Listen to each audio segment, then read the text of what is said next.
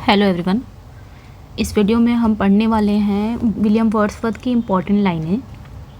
अब ये इम्पॉर्टेंट लाइनें आपकी टिंटन अवे, इमॉर्टैलिटी और जितनी भी इम्पॉर्टेंट वर्क्स हैं उनके सब आपको इम्पॉर्टेंट लाइनें इसमें हम पढ़ने वाले हैं। ठीक है, यहाँ पे देख सकते हैं माई हार्ट लीप्स अप है, टिंटन अवे का है, एबे का है, फिर उसके बाद इंटीमेशन इमॉर्टैलिटी का है, स्कॉन नॉट दी शॉनेट है, फिर वाइट डो वाला है, पील कैचल है, टेबल टर्न है, नॉट लव नॉट वॉर। मतलब सारी इंपॉर्टेंट लाइनें हमने लिया है। प्रिल्यूड बुक 2, बुक 4, बुक 6, उसके बाद बुक 11, उसके बाद expostulation and reply sorry, borders, lines written in early spring, table turn, she dwelt, 3 years, the fountain, imagination, Laodamia. तो ये इंपॉर्टेंट कुछ लाइनें हैं।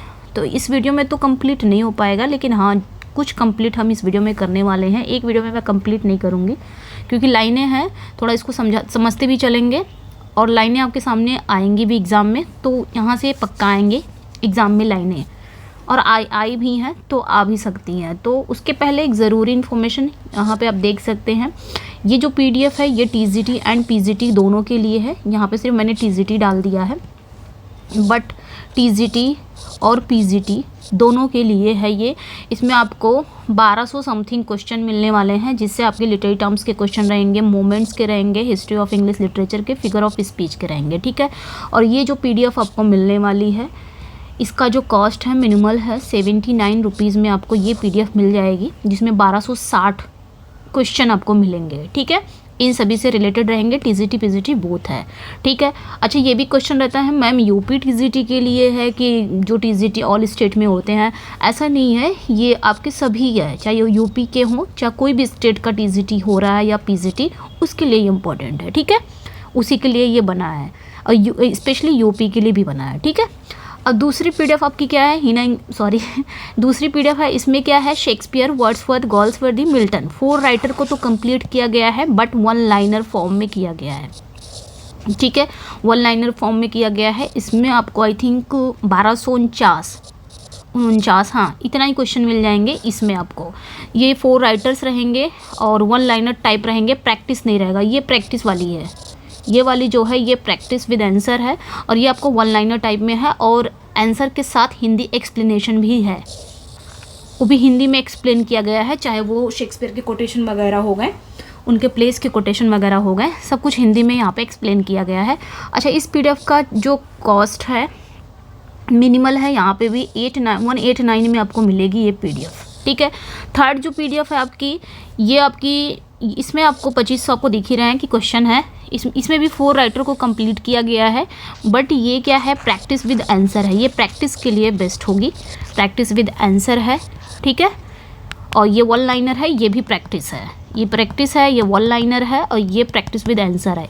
इसकी PDF इसमें 4 राइटर को कवर किया गया है, और कैसे कवर किया गया है ये भी बता दे रही हूँ। ओनली ऐसे नहीं, ऊपर ऊपर क्वेश्चन रखे गए हैं, जैसे विलियम शेक्सपियर हो गए तो उनके प्लेज वगैरह सबसे क्वेश्चन लिया गया है। विलियम शेक्सपियर के जो अर्ली इंट्रोडक्शन है, फिर उनके प्लेज कौन कौन से हैं, प्लेज के कैरेक्टर कौन कौन से हैं, ठीक है, ये सारे को कवर किया गया है। ऐसे 3 राइटर को भी कवर किया गया है। ठीक है, ये वाली जो PDF आपको मिलेगी ये 199 में, मतलब 200 के अंदर ही आपको सारी PDF मिल जा रही है, 200। ठीक है, तो कोई भी इंटरेस्टेड है अगर इस PDF में, ओके, तो इस नंबर पे व्हाट्सअप कर सकता है। ओके, इस नंबर पे व्हाट्सअप करके वो इस PDF को पा सकता है। अगर आपको तीनों PDF लेना है तो 467 होता है, जिसमें आपको डिस्काउंट भी मिल जाएगा। ठीक है, अगर आप तीनों PDF लेते हैं तो डिस्काउंट भी मिल जाएगा। ओके, और एक बात और बताना चाह रही हूँ, इन सभी के साथ एक PDF फ्री भी मिलती है। ओके, तो ये तो हो गया PDF का, 4 मिनट मैंने ऐसे ही ले लिया PDF में। चलिए फिर आते हैं क्वेश्चन पे। उतना समझाना ज़रूरी होता है क्योंकि क्वेश्चन आते हैं कि मैम बहुत सारे क्वेश्चन आते हैं आप लोग के इस तरह के। कोई क्वेरी हो तो तब भी आप इस नंबर पे आप क्वेरी कर सकते हैं, चाहे वो यूट्यूब की वीडियो से रिलेटेड कोई क्वेरी हो, कुछ भी हो तो आप ये कर सकते हैं इस नंबर पे। ये मेरे व्हाट्सअप नंबर है। ठीक है, तो सबसे पहले देखेंगे माई हार्ट लीप्स अप। इनका ये वर्क है माई हार्ट लीप्स अप, जिसका दूसरा टाइटल क्या है, द रेनबो। जिसका दूसरा टाइटल क्या है, द रेनबो। ये पब्लिश कब हुआ था? तो 1807 में ये पब्लिश हुआ था, ये याद रखना है। ओके, 1807 में ये पब्लिश हुआ था। तो यहाँ पे क्या कह रहा है, ये भी लाइनें इंपॉर्टेंट है, जैसे कि ये लाइनें the child is father of the man, when I behold a rainbow in the sky. ये सारी चारों लाइनें इंपॉर्टेंट है, तो कुछ भी आ सकता है यहाँ से।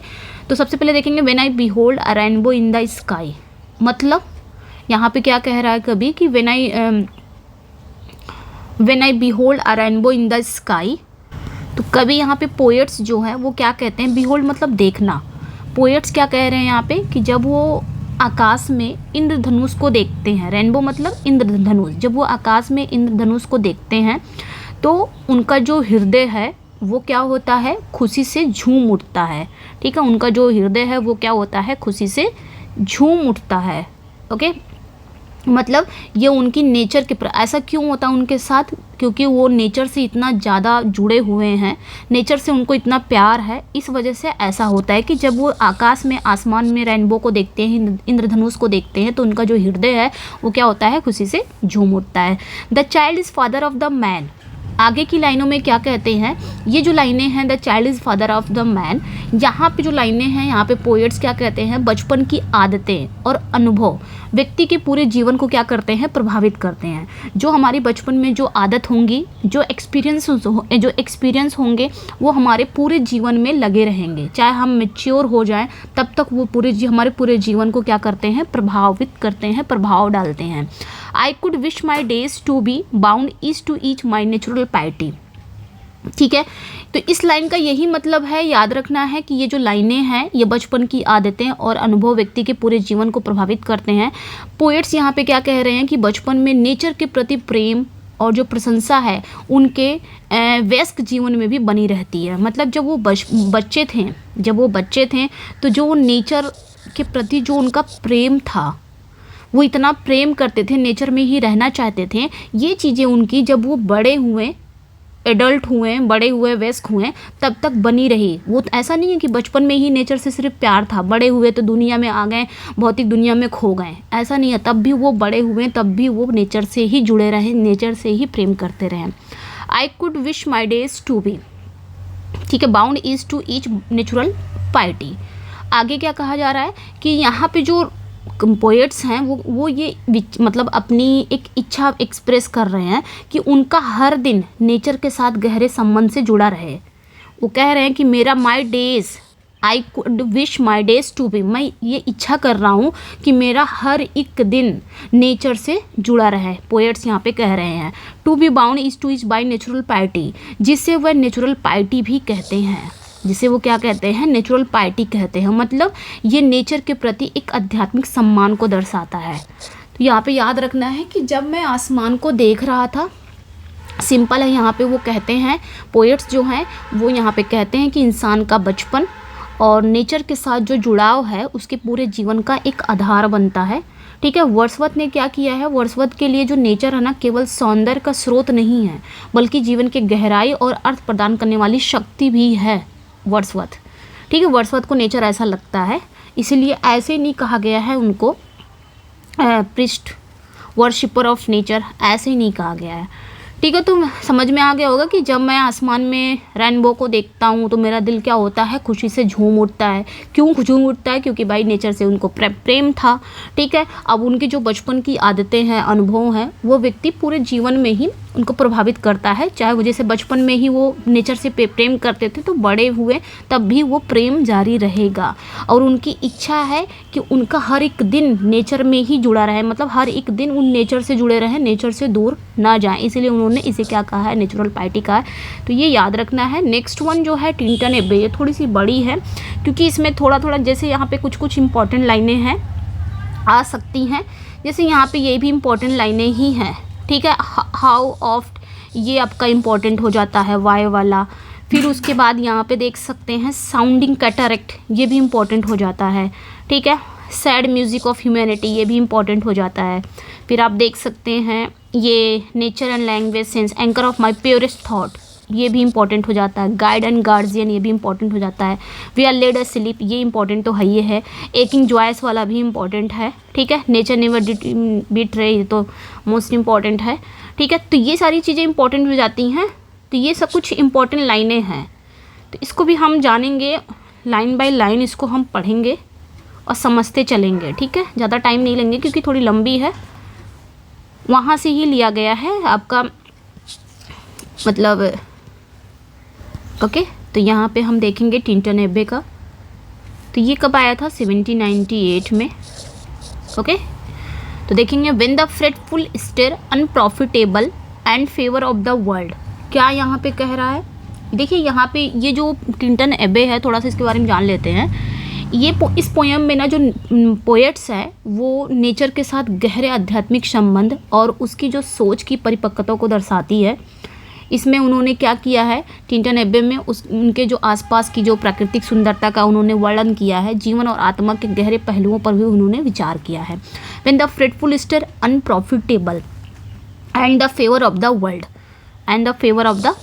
यहाँ पे क्या कहा जा रहा है कि जो आधुनिक जीवन की व्यस्तता है, यानी कि जो बिजी शेड्यूल्ड है और चिंता को दर्शाती है लाइनें। पोएट्स यहाँ पे क्या कहते हैं कि दुनिया के बेकार और व्यर्थपूर्ण तनावपूर्ण जो है माहौल ने उनके दिल को पर एक गहरा असर डाला है। मतलब इस लाइनों का मतलब ये हुआ कि जो पोएट्स हैं, पोएट्स का कहना है कि जो हमारे जीवन में बहुत सारी मतलब तनावपूर्ण चीज़ें होती हैं ना, टेंशन भरा माहौल होता है। इस वजह से ये जो टेंशन भरा माहौल है, हमारे जीवन में जो परेशानियाँ आती हैं, डिफ़िकल्टीज़ आती हैं, जो भी स्थिति होती है उससे क्या होता है, तनाव बन जाता है। और वो तनावपूर्ण जो माहौल होता है वो उनके दिल पर एक गहरा असर डाला है। ठीक है, तो कहने का मतलब ये है जीवन के जो व्यर्थ कार्य हैं, चिंता हमारे मन और आत्मा को क्या करते हैं, थका देते हैं और ये दुनिया की अनिश्चितता और भौतिकता की ओर इशारा करता है। ठीक है, इन लाइनों का मतलब ये है, have hung upon the beatings of my heart. आगे की लाइनें क्या कहते हैं कि कभी का जो हृदय है वो इन तनावों से क्या हो गया है, बहुत ज़्यादा प्रभावित हो गया है। मतलब दुनिया में अगर हम आएंगे, मतलब जो हमारी लाइफ्स हैं बहुत सारे प्रॉब्लम से घिरी हुई है। इतना ज़्यादा कभी कभी होता है ना कि हमारे जीवन में इतनी चिंताएं हो जाती हैं, इतना ज़्यादा चिंता का माहौल बन जाता है कि हमारे दिल पर बहुत गहरा असर पड़ता है और हम थक जाते हैं। कभी कभी कहते नहीं है, मैं जीवन से थक गया हूँ, मैं जीना नहीं चाहता, ये दुनिया मेरे लिए नहीं बनी है। ऐसा हम लोग बोलते हैं ना कभी कभी, इतना ज़्यादा हम अपने जीवन से थक जाते हैं। ये क्यों? क्योंकि जो दुनिया के बेकार काम है, चिंता है, उसकी वजह से हम बहुत ज़्यादा थक जाते हैं। थकने का मतलब यहाँ पे वो वाला थकना नहीं है जैसे हम दिन भर काम करते हैं वो थकना नहीं, एकदम अपने जो मतलब फिजिकली नहीं मेंटली थक जाते हैं। ठीक है, आगे क्या कह रहे हैं, how oft in spirit have I turn to thee O sylvan Wye the wanderer through the woods. आगे क्या कह रहे हैं कि have hung upon the beating of my hearts.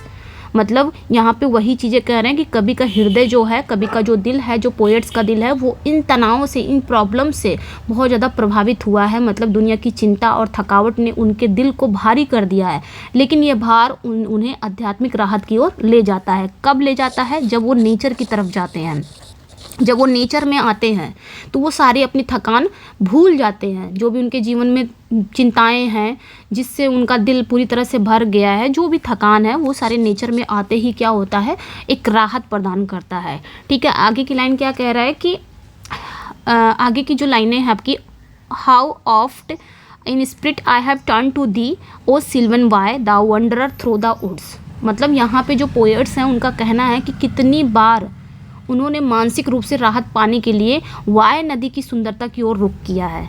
मतलब वही चीज़ें हुई कि जीवन में जैसे होता ना कि बहुत ज़्यादा, वर्dsworth का कहना ये है कि जब ये जीवन से बहुत परेशान हो जाते हैं, बहुत ज़्यादा लाइफ से कहते हैं ना, दुनिया में बहुत ज़्यादा परेशान है तो नेचर की तरफ आते हैं। तो जब ये इतना परेशान हो जाते हैं तो ये नेचर की तरफ, नेचर यहाँ पे किसको इन्होंने बोला है, सिल्वन वाय नदी, एक वाय नदी की सुंदरता की ओर वो रुख कर लेते हैं। मतलब जब भी वो जीवन के तनाव से परेशान होते हैं, उनकी जो मानसिक शांति के लिए वो इस प्राकृतिक स्थान की ओर ध्यान केंद्रित करते हैं कि इधर चलूँगा, क्योंकि नेचर के पुजारी थे, उन्हें नेचर बहुत पसंद था कि जैसे वो नेचर में आते थे सारे तनाव को भूल जाते थे। ठीक है, और ये जो सिल्वन वाय है ये कहाँ पड़ती है, जंगलों के बीच पड़ती है। ठीक है, आगे कहा जा रहा है दाउ वॉन्डर्ड थ्रू द वुड्स। मतलब वाय नदी एक ऐसा यात्री बताया गया जो जंगलों के बीच बहती है। ठीक है, यहाँ पे पोएट्स इस लाइन के माध्यम से वाय नदी की सुंदरता और शांति को बताते हैं कि ये नेचर की असीम शक्ति और शांति का प्रतीक है जो सिल्वन वाय है। तो ये भी इम्पोर्टेंट लाइनें हो जाती हैं, ध्यान देना है। ठीक है, आगे हम आएंगे that blessed mood in which the burthen of the mystery. तो यहाँ पे क्या कह रहे हैं कि वो विशेष मानसिक स्थिति जहाँ दुनिया के रहस्य और समस्याओं का भार हल्का हो जाता है। मतलब यहाँ पे पोएट्स का ये कहना है कि जो नेचर है ना, नेचर के साथ एक दिव्य क्षण का अनुभव करते हैं पोएट, जिसमें उनकी जो चिंताएं हैं वो समाप्त हो जाती हैं, और ये नेचर के उपचारात्मक प्रभाव को दर्शाता है। मतलब जब कभी भी परेशान होते हैं तो वो कहाँ आ जाते हैं, नेचर की तरफ रुख कर लेते हैं, क्योंकि उनको ऐसा लगता है कि उनकी जो चिंताएँ हैं, जीवन की जो उनकी चिंताएँ हैं, जो उनके दिल को भारी कर दिया है, जो तनावपूर्ण माहौल है, वो आके नेचर में ख़त्म हो जाता है, और नेचर ही उनका क्या है, इलाज है। ठीक है, उनके जीवन की जो तकलीफ़ें हैं, जो तनावपूर्ण माहौल है, वो सब नेचर क्या करता है, हील करता है। ठीक है, ये लाइनें कहा जा रहा है यहाँ पे। आगे की लाइन देखेंगे, in which the heavy and the weary weight of all this unintelligible world is lightened. आगे क्या कहा जा रहा है कि ये जो दुनिया है ना, जो समझ से परे और कठिन लगती है, उसका बोझ नेचर के संपर्क में हल्का हो जाता है। आगे वर्ड्सवर्थ का कहना ये है कि ये जो दुनिया है ना, बहुत ही, सच में कभी कभी लगता ना दुनिया समझ से परे है और बहुत ही डिफ़िकल्ट है। तभी तो हम लोग बोलते हैं ना, हम लोग थक जाते हैं, जीवन से ही थक जाते हैं। जैसे हम लोग का अभी एग्ज़ाम है, एग्ज़ाम की तैयारी कर रहे हैं, नहीं निकल रहा है, तो वहाँ से भी हम लोग थक जाते हैं, मुझे नहीं कुछ करना है, ये जीवन बेकार है, मैं नहीं कर पाऊँगा। कभी कभी हमारे अंदर जो एक अपने अंदर भी हम क्या होता है, एक आशा की किरण रहती है ना, वो भी निकल जाती है। आशा की किरण नहीं है, मैं कुछ नहीं कर पाऊँगा, बेकार है, मुझे जीने का कोई हक नहीं है, ना मैं कमा पा रहा हूँ, ना कर पा रहा हूँ, या कमा नहीं पा रही हूँ। तो ये सारी चीज़ें क्या होती हैं, हमें थका देती हैं, ये बहुत ही कठिन लगती है, बहुत ही समझ से परे लगता है ये दुनिया। तो वर्ड्सवर्थ का कहना ये है कि जब भी ऐसा जीवन में मेरे होता है, तो मुझे ऐसा लगता है कि ये जो बोझ मेरे जीवन पर है ना, इतनी सारी कठिनाइयों का, तो मैं जब नेचर में आता हूँ ना, ये बोझ हल्का हो जाता है। नेचर क्या करता है, हल्का कर देता है। ये लाइनें हैं। ठीक है, आगे हम देखेंगे, ये लाइनें बहुत इंपॉर्टेंट है। The sounding cataract haunted me like a passion. आगे क्या कहा जा रहा है, ये लाइनें इंपॉर्टेंट है। The sounding cataract haunted me like a passion. मतलब जो झरने की आवाज़ है ना, वो पोएट्स के दिल में एक गहरी भावना जगाती है। मतलब उनको नेचर से इतना प्रेम है ना, कि अगर वो नेचर से इतना प्रेम है कि एक वाय नदी को भी नदी बहुत शांत सी लगती है, और जो झरने की आवाज़ उनको इतना अच्छी लगती है, चिड़ियों की चहक इतनी अच्छी लगती है। कहने का मतलब ये है कि जब जो कवि हैं, युवावस्था में नेचर की शक्ति और सुंदरता ने पोएट्स को बहुत गहराई तक प्रभावित किया था जब वो युवावस्था में थे।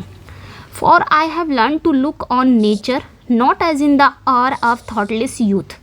आगे क्या कहा जा रहा है कि अब जो पोएट्स हैं ना, वो नेचर को पहले की तरह केवल बाहरी सुंदरता के रूप में नहीं देखते हैं। कि अब जो पोएट्स हैं ना, पोएट्स जब बचपन में देखते थे तब उनकी सोच अलग थी, क्योंकि भाई बचपन था, बचपन को उतने ही नज़र से देखा जाएगा जितना उनकी समझ थी। लेकिन जैसे जैसे वो परिपक्व हुए, मैच्योरिटी आई, बड़े हुए, तब वो नेचर को सिर्फ बाहरी नहीं, उनके आंतरिक, मतलब नेचर के आंतरिक से देखने लगे। कहने का मतलब है कि जो पोएट्स हैं अब नेचर के गहरे अर्थों में देखते हैं, वो इसे अपनी आत्मा और नैतिकता का विकास का साधन मानते हैं। ठीक है, कि उनके अंदर जो आत्मा है, जो नैतिकता का जो डेवलपमेंट हो रहा है, वो नेचर ही कर रहा है। यानी कि भाई वो कह रहे हैं मैं तकलीफ़ में रहूँ चाहे कुछ भी करूँ, सब कुछ नेचर ही मुझे हील कर रहा है। आगे देखेंगे, but hearing often times the still sad music of humanity. आगे की लाइन है, ये भी इम्पॉर्टेंट लाइन है, याद रखना है। But hearings often times the still sad music of humanity. आगे पोएट्स का कहना है कि अब नेचर में मानवता के दुख और पीड़ा की दुखद संगीत को सुन सकता हूँ मैं। मतलब अब बड़ा हो गया हूँ, अब नेचर में ना मानवता के जो दुख हैं और पीड़ा है उसको भी मैं सुन सकता हूँ। मीन्स कहने का मतलब है कि नेचर में केवल खुशी ही नहीं है, बल्कि ये मानव जीवन की कठिनाइयों और गहराइयों को भी प्रतिबिंबित करती है। जैसा आप करोगे वैसा भरोगे, नेचर वैसा ही देता है आपको। ठीक है, नेचर को कहते हैं ना, क्षतिपूर्ण नहीं करना चाहिए। नेचर को हम लोग क्या कर रहे हैं आजकल, पेड़ सब काट दे रहे हैं। तो जैसा आप करोगे वैसा ही नेचर आपको देगा। वही चीज़ कह रहा है कि ये मानव जीवन की कठिनाइयों और गहराइयों को क्या करती है, रिफ्लेक्ट करती है। ठीक है, आगे की लाइन पे आते हैं। Of all the mighty world of I and year both word they half create. आगे की लाइन क्या कह रहे हैं वो, how they create and what perceive. ठीक है, आगे है मतलब जो पोएट्स हैं, पोएट्स की आंखें और कान जो नेचर का आंशिक रूप से निर्माण और अनुभव करता है। मतलब मानव मन जो है वो प्रकृति को केवल देखता और सुनता ही नहीं है, बल्कि इसे अपने विचारों और भावनाओं को एक नया रूप भी देता है। ठीक है, ये लाइनों का मतलब ये हुआ कि जो मानव मन है, जो मतलब हमारा जो मन है, वो सिर्फ नेचर को देखता ही सुनता नहीं है, बल्कि इसे अपने विचारों और भावनाओं को एक नया रूप भी देता है। Well please to recognise in nature and the language of the sense. Language of the sense, आगे क्या कहते हैं पोएट्स? पोएट्स यहाँ खुशी से स्वीकार करते हैं कि नेचर उनकी इंद्रियों की भाषा है। ठीक है, लैंग्वेज ऑफ द सेंस यानी कि यहाँ पे क्या पोएट बहुत खुशी से स्वीकार कर रहे हैं कि नेचर क्या है, उनकी इंद्रियों की भाषा है। मतलब पोएट्स का मानना है कि नेचर उनकी आत्मा और विचारों को क्या कर रही है, पोषण कर रही है। मतलब यहीं पे आके उनके विचार, उनके आत्मा, हर चीज़ का यहाँ पे विकास होता है, नेचर में ही होता है, दुनिया में नहीं। दुनिया तो सिर्फ क्या दे रही है, दुनिया में हमें क्या मिल रहा है, तकलीफ़ें, बहुत ज़्यादा टेंशन्स, ये नहीं हुआ, वो नहीं हुआ, ये सारी चीज़ें दुनिया से मिल रहा है। लेकिन जैसे नेचर में आएंगे ऐसा लगता है कि सब कुछ नेचर ने सब कुछ हमारा बोझ अपने ऊपर ले लिया है, अब कुछ भी हमारे ऊपर बोझ नहीं है। ये वर्ड्सवर्थ का मानना है। ठीक है, the anchor of my purest thought, ये भी इंपॉर्टेंट लाइन है। The anchor of my purest thought, the nurse. ठीक है, the nurse, the guide, the guardian of my heart. यहाँ तक देखते हैं पहले। ठीक है, आगे क्या कहा जा रहा है कि जो नेचर है वो पोएट्स के शुद्ध विचारों का आधार है। मतलब यहाँ पे क्या कहने का मतलब है उनका कि जो नेचर है वो कभी के जीवन का क्या है, मार्गदर्शक है और उनकी आत्मा का संरक्षक भी है। ठीक है, जो नेचर क्या है, एक गाइड का काम भी करता है उनको। मतलब वर्ड्सवर्थ का कहना है कि नेचर मुझे एक गाइड का भी काम कर रहा है। Guardian of my heart, guardian मार्गदर्शक भी है वो मेरी आत्मा का क्या है, वो संरक्षक भी है।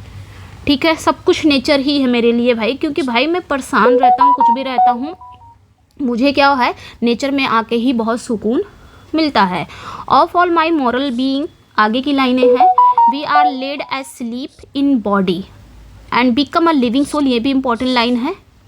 ठीक है, we are laid as sleep in body and become a living soul, ये भी इंपॉर्टेंट लाइन है। ठीक है, यहाँ तक देखते हैं। यहाँ पे क्या कह रहा है कि जब इंसान, इस लाइनों का क्या मतलब है कि जब इंसान नेचर से जुड़ता है तो उसका शरीर आराम करता है और आत्मा क्या हो जाती है, उस समय सक्रिय हो जाती है, एक्टिव हो जाती है। पोएट्स का मानना ये है कि नेचर जो है वो आत्मा, हमारे आत्मा को क्या करती है, जगाती है, जागृत करती है, हमें आध्यात्मिक शांति देती है। मतलब हमारे आत्मा को, मतलब हमारे दुख सुख सब कुछ वो अपने ऊपर ले लेती है, हमको एक शांति प्रदान करती है। भाई जो नेचर का पुजारी होगा उसे ही लगेगा। ठीक है, अगर आज की रियलिटी अगर देखा जाए, क्या वाकई में हमारे सारे दुख सुख अगर हम चले जाएं, नेचर से वैसे प्रेम करना चाहिए, ये नहीं है कि नेचर से हमें प्रेम नहीं करना चाहिए, लेकिन कभी तो मतलब जो वर्ड्सवर्थ हैं वो कुछ ज़्यादा ही पुजारी थे, उनकी तो सारा कुछ नेचर से ही था, नेचर ही सब कुछ था। ठीक है, आगे की लाइन में आते हैं हम कि दैट टाइम इज पास्ट, अब वो समय बीत चुका है, and all its aching joys are now no more, अब वो समय बीत चुका है और जब उसे नेचर से तीव्र खुशी मिलती थी। जब बचपन था, यहाँ पे क्या कहा जा रहा है कि वर्ड्सवर्थ कह रहे हैं कि अब वो समय बीत चुका है जब उन्हें नेचर से एक तीव्र खुशी मिलती थी। मतलब बचपन तो बीत गया, अब वो क्या हो गए हैं, मैच्योर हो गए हैं, परिपक्व हो गए हैं। अब पोएट्स परिपक्व हो गए हैं, अब नेचर से शांति और गहरे अर्थ को प्राप्त करते हैं। अब सिर्फ वो खुशी नहीं देख रहे हैं कि अरे झरने की आवाज़ है कितनी अच्छी लग रही है, चिड़ियों की चहचहाना कितना अच्छा लग रहा है, अब सिर्फ ऊपर नहीं नेचर को देख रहे हैं, अब वो परिपक्व हो गए हैं तो नेचर के अंदर उनके गहरे अर्थ को भी समझते हैं। प्रकृति की जो शांति है उनके बहुत गहराई में चले जाते हैं, उनके गहरे अर्थ को भी प्राप्त करते हैं। ठीक है, ये सारी चीज़ें हैं। ओके, ये लाइनें हो गई हैं एंड आगे की लाइनें पे आते हैं हम। No more, okay, and all its dizzy raptures I have felt present that disturbs me with the joy of elevated thoughts। ठीक है, ये वाली लाइन आपकी बहुत इंपॉर्टेंट है।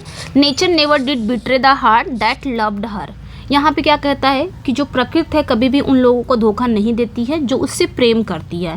कहने का मतलब यहाँ है, पोएट्स ये कहते हैं कि जो नेचर है हमेशा उन लोगों को खुशी और शांति देती है जो उनसे जुड़े रहते हैं। ठीक है, जो नेचर से जुड़े रहेंगे नेचर उनको क्या करेगी, खुशी और शांति देगी। लास्ट लाइन है, the best portion of a good man man's life his little nameless unremembered acts of kindness and of love. आगे की लाइन क्या कहा जा रहा है कि एक अच्छे व्यक्ति के जीवन का सबसे अच्छा हिस्सा उसकी छोटी छोटी दयालु और प्रेमपूर्ण क्रियाएं होती हैं। कहने का मतलब यहाँ पे ये है कि पोएट्स का मानना है कि एक व्यक्ति के जीवन में दया और प्रेम से भरे छोटे छोटे काम ही जीवन को सुंदर और अर्थपूर्ण बनाते हैं। ठीक है, इन लाइनों का ये मतलब हुआ कि उनका मानना है कि अगर दया नहीं है आप में या प्रेम नहीं है, इन दोनों ही एक व्यक्ति के अंदर होना चाहिए, और इन दोनों से ही आपके जीवन में जो जितने भी छोटे छोटे काम है ना, बहुत ही सुंदर बन जाएंगे, आपका जीवन बहुत ही सुंदर बन जाएगा। ये लाइनें तो यहाँ पे इतना हमने जान लिया है, ये इंपॉर्टेंट लाइनें थी। ओके, अब ये इंटीमेशन ऑफ इमॉर्टैलिटी इतना ही दिया गया है, ज़्यादा बड़ा नहीं है। उसके बाद इस्कॉन नर्डस, बस 3-4 सोनेट हम यहाँ पे, मतलब 3-4 पोएम्स, एक पोएम हो गया है, इसकी इंपॉर्टेंट लाइन हमने कवर कर ली है। उसके बाद आपका टिंटन एबे की इंपॉर्टेंट लाइन कवर कर लिया है, इसका भी देख लेते हैं। इंटीमेशन ऑफ इमॉर्टैलिटी को भी इसी में कंप्लीट कर लेते हैं।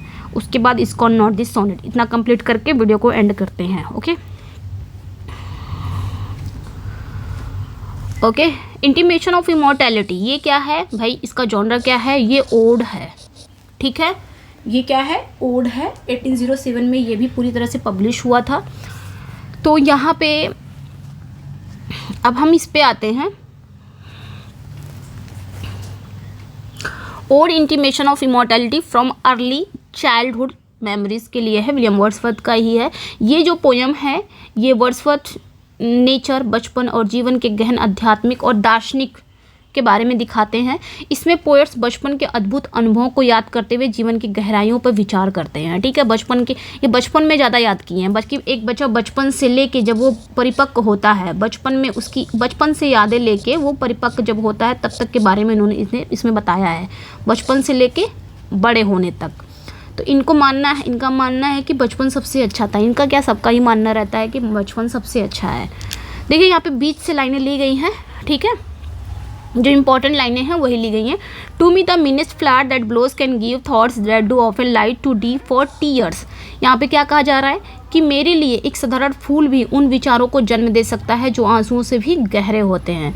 मीन्स कहने का मतलब ये है पोएट्स का कि सबसे साधारण फूल भी उनके अंदर गहरे और अर्थपूर्ण विचार पैदा कर सकते हैं। यानी कि ये विचार इतने गहरे होते हैं कि उन्हें आंसुओं के माध्यम से व्यक्त नहीं किया जा सकता है। मतलब बचपन की जो यादें हैं, हम देखते हैं ना, बचपन की जो यादें हैं हमारे बचपन में, हम अभी भी बड़े हो गए हैं तो बचपन की सारी चीज़ें याद करते हैं।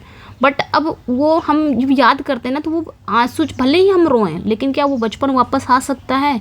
नहीं आ सकता है। ठीक है, और ये नेचर की शक्ति और उसके प्रभाव को दर्शाता है। The things which I have seen I now can see no मोर।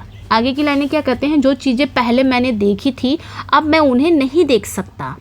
मतलब पोएट्स बचपन की मासूमियत और अद्भुत दृष्टि को याद कर रहे हैं। अब वह उन चीज़ों को उसी दिव्य दृष्टि से अनुभव नहीं कर पाते जैसे उसने बचपन में किया था, जैसे जैसे चीज़ें उन्होंने बचपन में देखी थी। मतलब कहने का मतलब ये है, इन लाइनों का मतलब यहाँ पे ये है कि ऐसा होता है ना कि जो चीज़ें हमने बचपन में देखी हों, जो अद्भुत दृष्टि को हम याद कर रहे हैं, अब उन चीज़ों को, अब हम बड़े हो गए हैं, अब वो चीज़ें हमें नहीं मिल पाएंगी।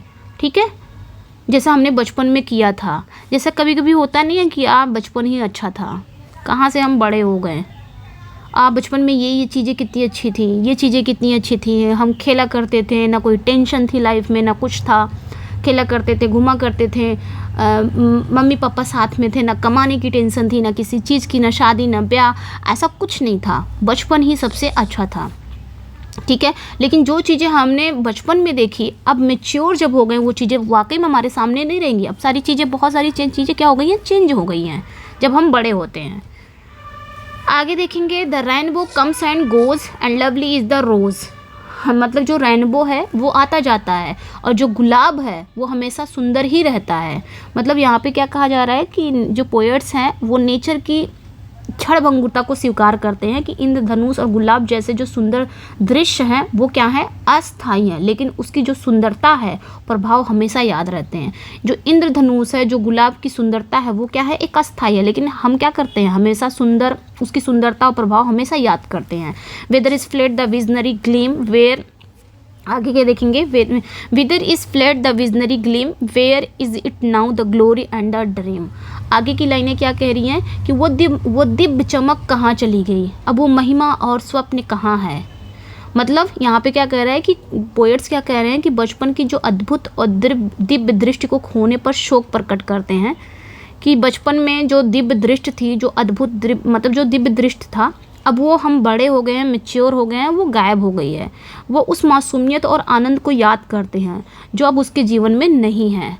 ठीक है, बचपन में हम जब रहते हैं तो कितने मासूम, कहते हैं ना बच्चे भगवान का रूप होते हैं, उनका जो दिल होता है ना एकदम प्योर होता है। तो क्या वही बच्चे जब बड़े होते हैं तो क्या तब भी रहता है? नहीं रहता ना।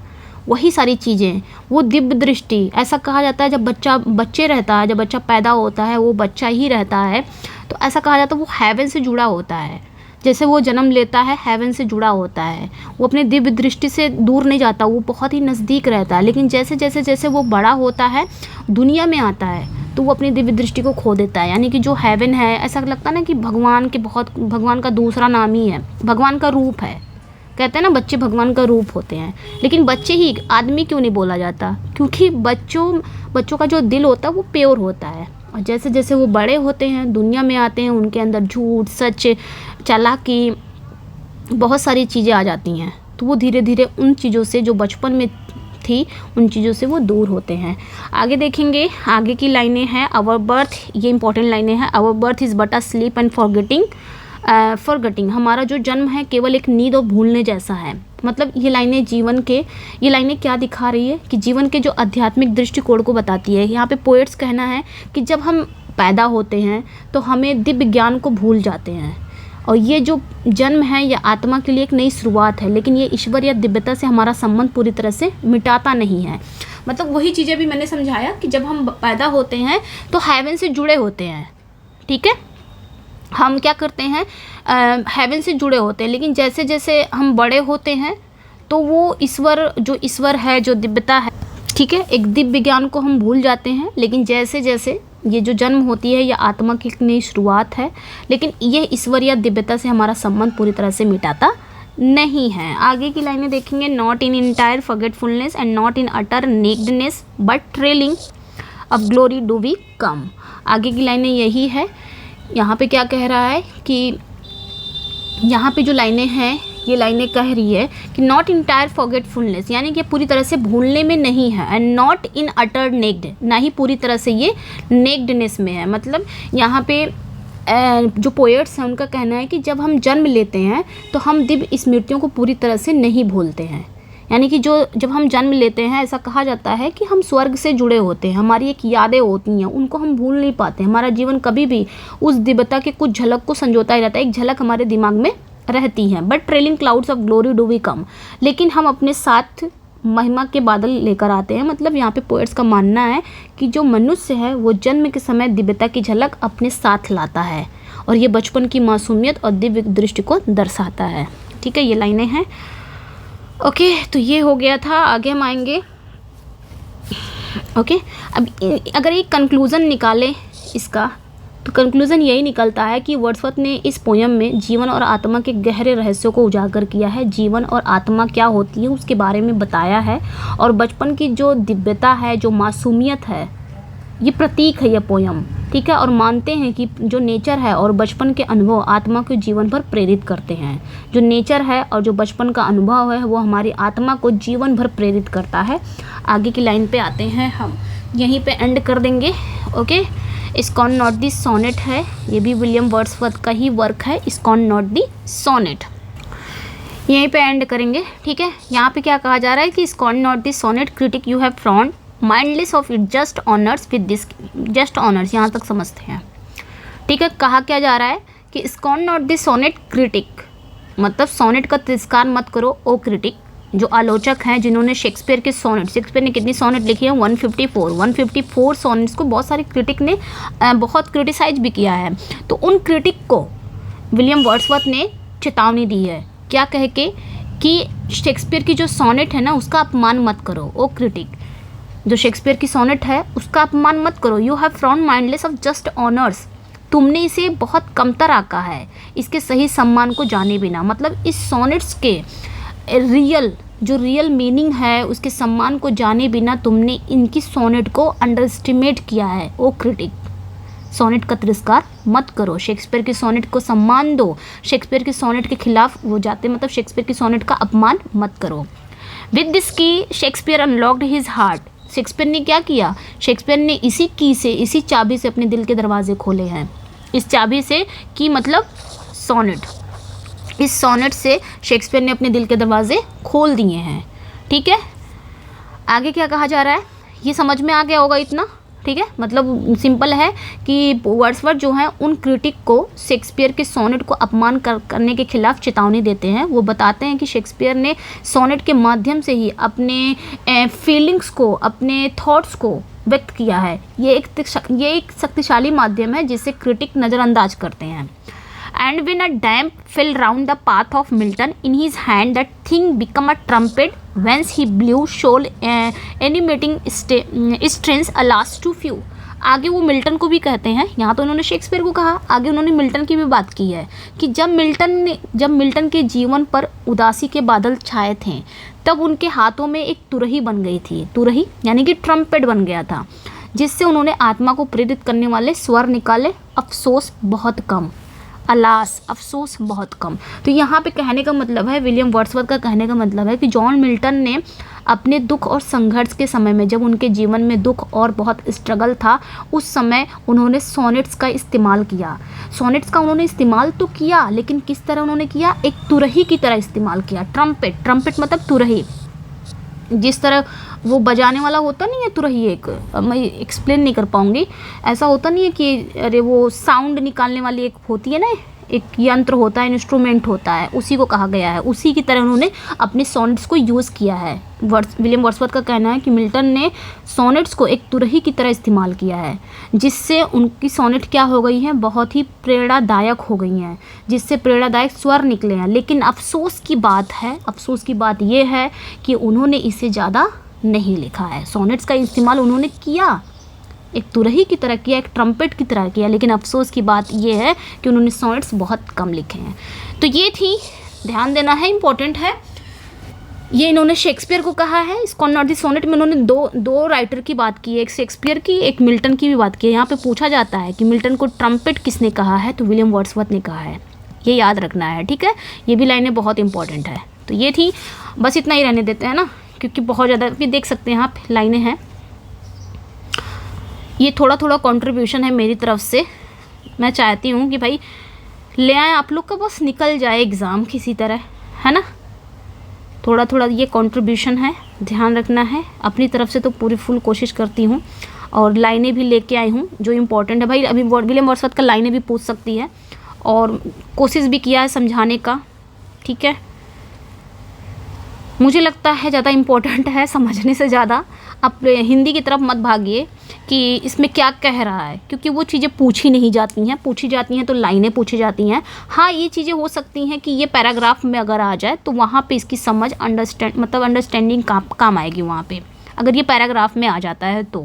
जैसे पैसेज वैसेज में पूछ लिया जाएगा तो ये छोटी सी हेल्प है मेरी तरफ से। अभी हम इसको नेक्स्ट वीडियो में देखेंगे, ठीक है। ओके, देखिए यहाँ पे प्रीलूड का है। नेक्स्ट वीडियो में इसको देखते हैं, क्योंकि वीडियो लेंदी हो जाएगी, फिर सारा कुछ ऊपर हो जाएगा, सर से पर चला जाएगा, ठीक है। तो ये कोई इंटरेस्टेड है इस पीडीएफ में तो प्लीज़ व्हाट्सअप, इस नंबर पे व्हाट्सअप कर सकते हैं। इंस्टेंट आपको रिप्लाई मिलेगा। ऐसा नहीं है सिर्फ पीडीएफ लेने के लिए इंस्टेंट रिप्लाई मिलता है, आपकी कोई क्वेरी रहती है तब भी रिप्लाई यहाँ पे मिलता है, ठीक है। ओके, कैसा लगा अपना फीडबैक ज़रूर दीजिएगा। फीडबैक मिलेगा तभी आगे की वीडियो आती है, तो फीडबैक ज़रूर दीजिएगा कि यह वीडियो आगे पढ़ाया जाए, ये जो लाइनें हैं। ओके, चलिए फिर मिलते हैं नेक्स्ट वीडियो में। Thank you for watching, bye bye.